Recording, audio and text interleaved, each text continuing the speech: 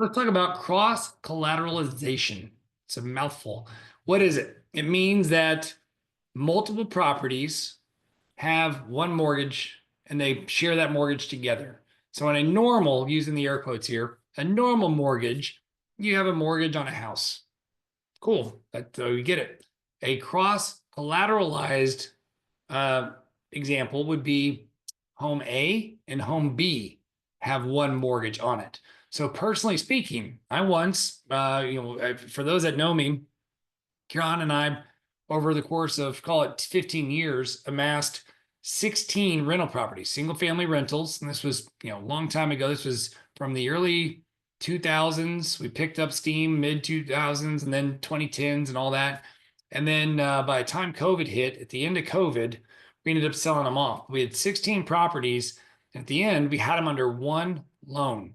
So one loan had 16 rental properties. So that is cross collateralizing. There were examples along the way where we bought new investment properties and used cross collateralization. So one example is we bought an investment property and already owned two others. And the two others had rates, I'm going to make this up, at 7%. And rates at the time might have been at 6.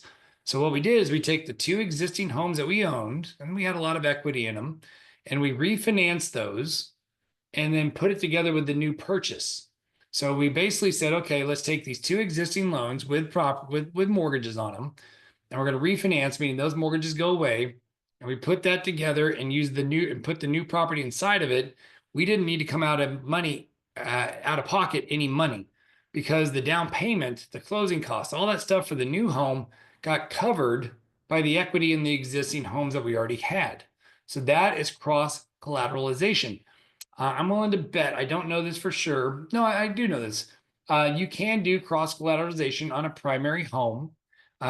Bridge loans is a great example. A bridge loan might be that somebody owns a home free and clear, like their current home is free and clear, and they want to buy a new home, but they want to do this, and you don't even need to own it free and clear. Let me retract that. Somebody just may own a home and have a lot of equity in it. They want to buy a new property. Well, the new property, they can buy it and then use the old home as collateral, cross collateralize it in a bridge loan to where they can then move in essentially with 100% financing. That's air quotes because they're leveraging the equity they already have in their existing home with a lot of equity. So that's an example. A bridge loan is a good example of cross collateralizing. So again, if you have questions about this, call us. There's a chance we may do it. There's a chance we may not.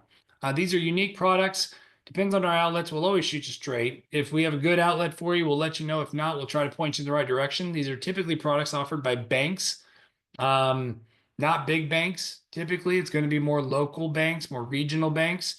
The rate is higher.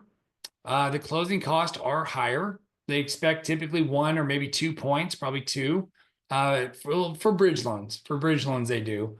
For cross-collateralized loans, they might require 0.5 point, 1 point, depends on the bank and the relationship. Rates are going to be treated more like commercial type rates. You can typically close in an LLC or something like that. So it's a cool option. If you have it and you need it, if you need something, not sure, call us. We will certainly walk you through it and make sure your scenario is good. And if we have an outlet for you, we'll let you know. And if not, like I said, we will always do our best to point you in the right direction. The Mortgage Mark team is here to help. And as always, you know the tagline, when you think mortgage, think Mark.